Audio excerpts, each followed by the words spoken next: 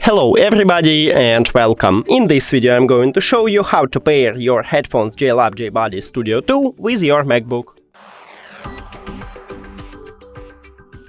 You have to start by click at the Bluetooth icon at the top, but if you don't have it, just go to the control panel and click at the Bluetooth here.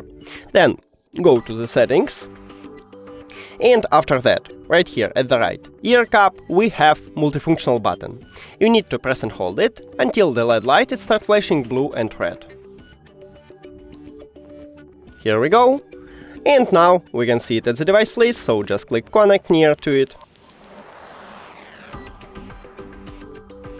And we did it! Thank you for watching this video. If you found it helpful, please consider subscribing to the channel and leave the like on the video. See you later!